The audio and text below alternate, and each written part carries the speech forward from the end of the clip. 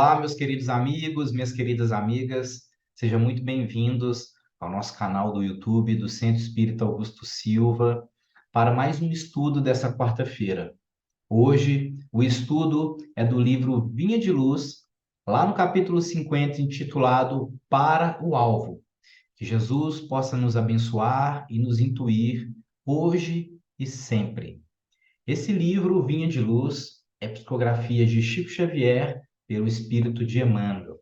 Emmanuel, para escrever esse capítulo, buscou um trecho da carta de Paulo aos Filipenses, que está lá no capítulo 3 e no versículo 14, escrito assim, ó, prosseguindo para o alvo. Então vamos ver o que Paulo quer falar esse prosseguindo para o alvo. Vamos pegar lá na carta de Paulo, começar lá do versículo 12 e ver o que Paulo escreve para nós. No versículo 12 ele começa assim: não que eu, Paulo, a tenha já alcançado. Ele está falando aqui da perfeição. Não que o Paulo já tenha alcançado a perfeição, ou que seja já perfeito, mas eu prossigo para ver se de algum modo compreenda, porque eu também fui apreendido a Jesus Cristo.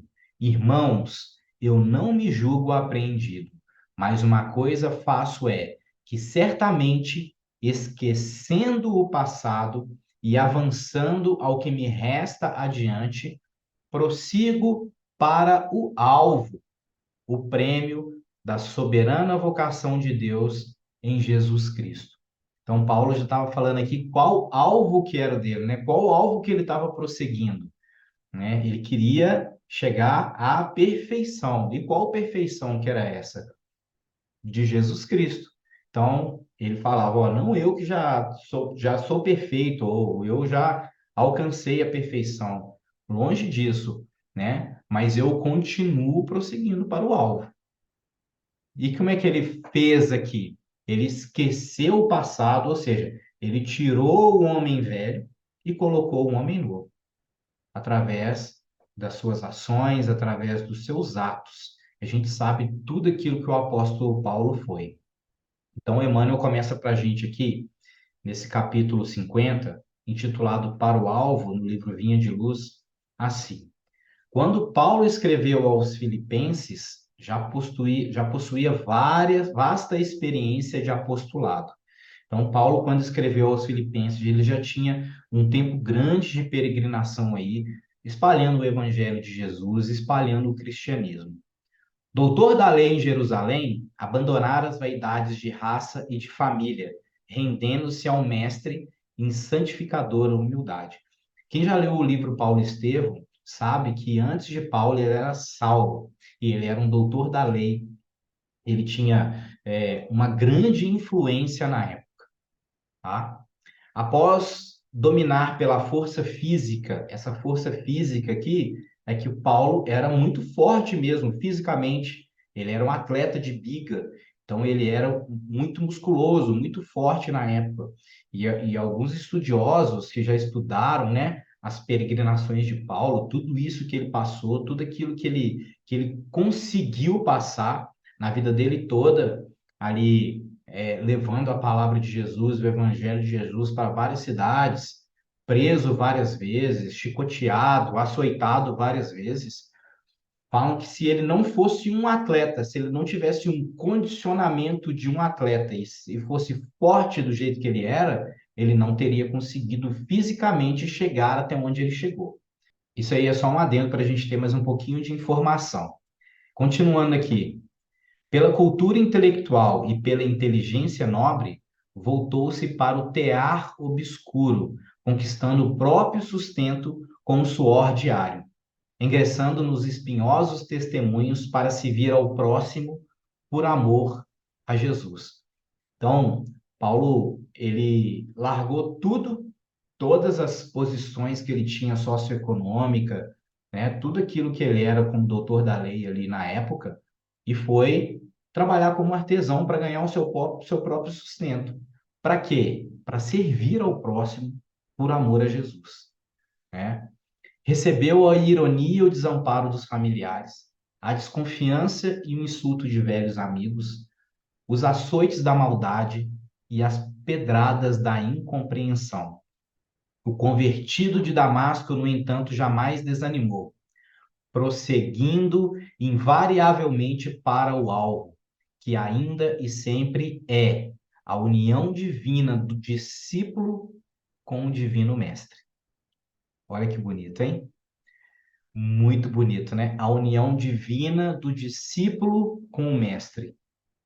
Então, qual que era o alvo do Paulo, do nosso apóstolo Paulo? Era Jesus, era chegar o mais próximo a Jesus, como ele mesmo fala lá na carta aos Filipenses. Ele não era perfeito, né? Longe disso, mas ele estava buscando isso. E o alvo dele era chegar mais próximo a Jesus. E aí, Emmanuel coloca uma reflexão para nós aqui. Quantos aprendizes estarão atualmente dispostos ao grande exemplo? Quantos de nós, quanto de nós estaremos dispostos a fazer igual Paulo? Deixar o homem velho para trás, colocar o homem novo e melhorar a cada dia mais a nossa moral. Colocar os bens espirituais acima dos bens materiais. Deixar para trás o passado e prosseguir adiante no Evangelho de Jesus. Quantos de nós estamos dispostos a isso?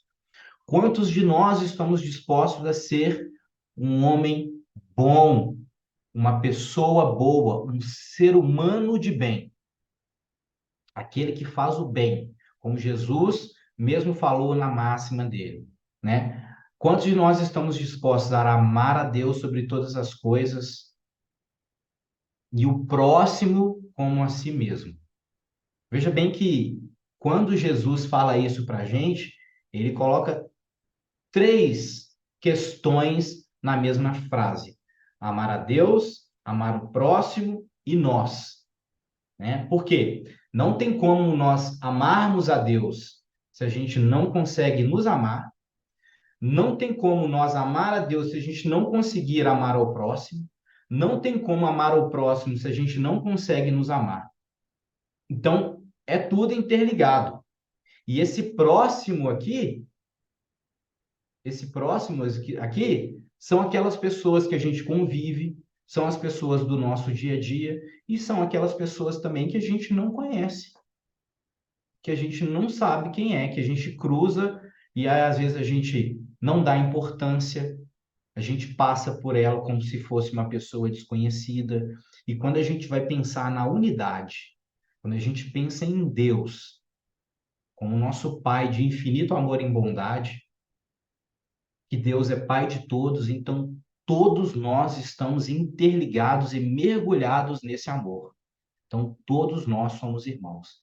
Independente se você olha para uma pessoa e se você nunca a viu, você não sabe nem qual é o nome, nem quem é, aquela pessoa ali, Deus a ama da mesma forma que te ama. E ele é seu irmão. Enquanto a gente não tirar esse sentimento dentro de nós, que a gente não consegue amar ao próximo, aquele próximo que a gente não conhece, e não ter ele como um irmão de amor, não um irmão sanguíneo, mas um amor infinito que Deus nos proporciona, a gente não vai conseguir atingir esse alvo. Nós não vamos conseguir.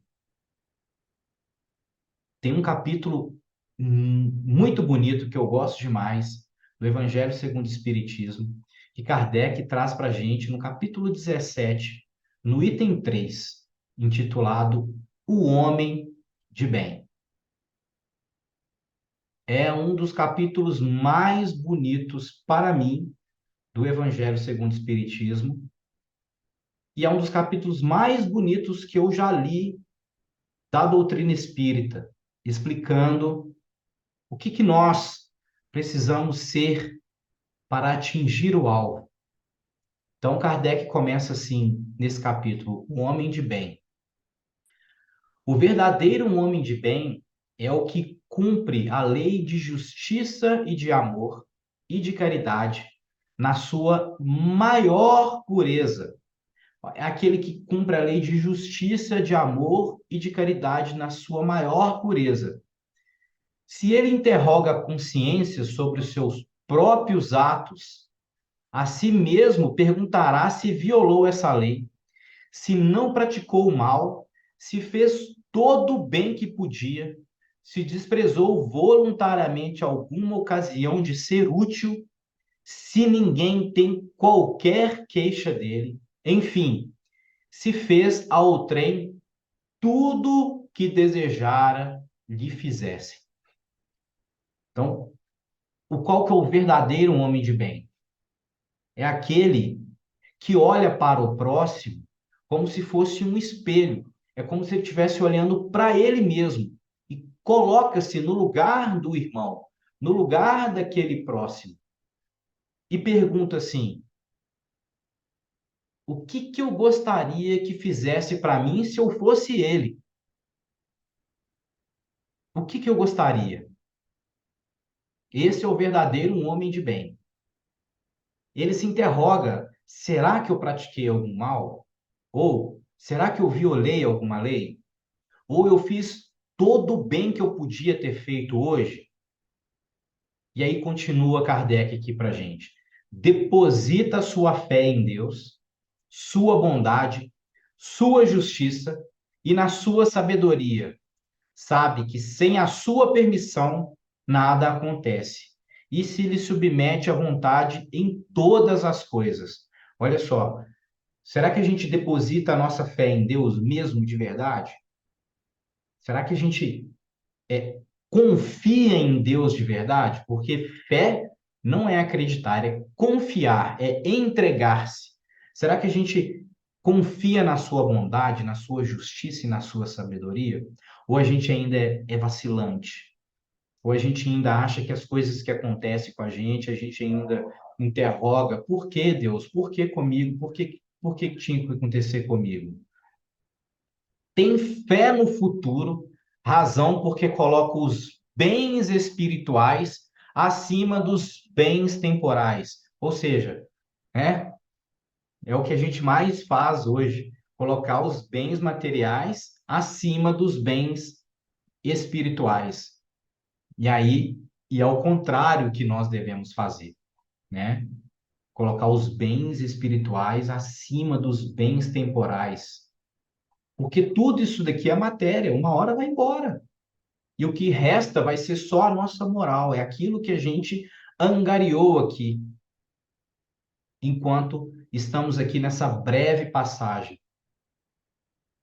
tentando ser pessoas cada vez melhores, como Paulo descreveu para a gente lá na carta aos Filipenses. Sabe que todas as vicissitudes da vida, todas as dores, todas as decepções são provas ou expiações e as aceita sem murmurar. Eu acho que essa daqui é uma das mais difíceis, né? Toda vez que vem uma dor para a gente, que vem qualquer desavença para nós, a primeira coisa que a gente faz é murmurar. Qualquer decepção que acontece na nossa vida, a primeira coisa que acontece é murmurar. A gente já indaga, por que comigo? Né?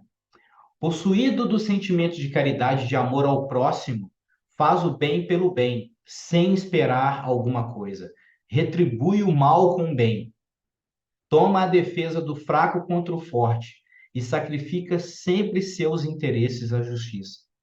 Quem de nós ainda consegue, né, retribuir o mal com o bem? A gente sabe que é muito difícil a gente colocar isso em prática, mas não é impossível, visto que muitos conseguiram. E é esse o nosso objetivo. Só para terminar aqui, lá embaixo, Emmanuel coloca aqui, ó. Finalmente, o homem de bem respeita todos os direitos que os seus semelhantes dão às leis da natureza, como quer que sejam respeitados os seus. Não ficam assim enumeradas todas as qualidades que distinguem um homem de bem, mas aquele que se esforce por possuir as que acabamos de mencionar no caminho se acha que todas aos demais conduz. Então, como que a gente vai conseguir chegar nesse alvo? Como que a gente vai conseguir caminhar para o alvo que é o nosso Senhor Jesus Cristo, o nosso mestre? É sendo um homem de bem, é amando ao próximo, é deixando o homem velho para trás, é começar a olhar a nossa vida como uma vida espiritual e não como uma vida material. É colocar os bens espirituais acima dos bens materiais. É tentar fazer o máximo de bem que a gente pode. É tentar ajudar o máximo ao próximo que a gente pode. E esse ajudar ao próximo não requer grandes feitos, porque o evangelho de Jesus não é transformar multidões, e sim transformar corações, um por vez, assim como fez Jesus, assim como fez o apóstolo Paulo. E são esses exemplos que a gente tem que pegar para nós. É prosseguir no alvo, é colocar um alvo para nós. Qual alvo que a gente quer? É Jesus. É conseguir chegar mais próximo a Jesus, pois ele é o nosso guia e modelo. Então, qual que é o nosso modelo? Jesus. Qual que é o nosso guia? Jesus. Então, o meu alvo é lá. É lá que eu tenho que mirar, tentando ser uma pessoa boa, um ser humano bom a cada dia, tentando tirar tudo aquilo que me corrói por dentro, toda fofoca, toda inveja, todo orgulho. E é um passinho de cada vez. É assim que a gente vai conseguir chegar nesse alvo. É assim que a gente vai conseguir a cada dia nos melhorar, pois estamos aqui para isso. Nós estamos aqui para melhorar a cada dia, através da bondade de Deus, que nos dá mais uma oportunidade de estarmos aqui. A cada dia, a cada minuto, a cada instante, é uma oportunidade de fazermos o bem, é uma oportunidade de mudarmos, é uma oportunidade de amar mais, de fazer mais a caridade. E a gente não precisa tentar converter o outro para que o outro também, né, seja igual, ou para que o outro esteja no mesmo caminho do que a gente. Não, a gente não precisa fazer isso. E muitas pessoas, né, falam: ah, mas eu não consigo ir porque eu não consigo fazer, porque meu marido, porque minha esposa, porque meu filho. É só você começar a mudar. Porque o amor, ele é como uma fogueira acesa num quintal. Você não precisa chegar perto para sentir o calor. De longe você já sente o calor da fogueira. Assim também é o amor. Quanto mais amor a gente emana, quanto mais o bem a gente faz, mais pessoas a gente atinge sem dar uma palavra, somente com as nossas atitudes, com as nossas mudanças para o bem. Então é assim que nós vamos conseguir enxergar o alvo e buscar o alvo. Então, meus queridos amigos, minhas queridas amigas, eu espero que o estudo de hoje possa ter atingido você de alguma forma, atingido o seu coração, e que nós possamos a cada dia mirar no alvo, que é o nosso Senhor Jesus Cristo. E que a paz do nosso Divino Mestre esteja com todos nós, hoje e sempre.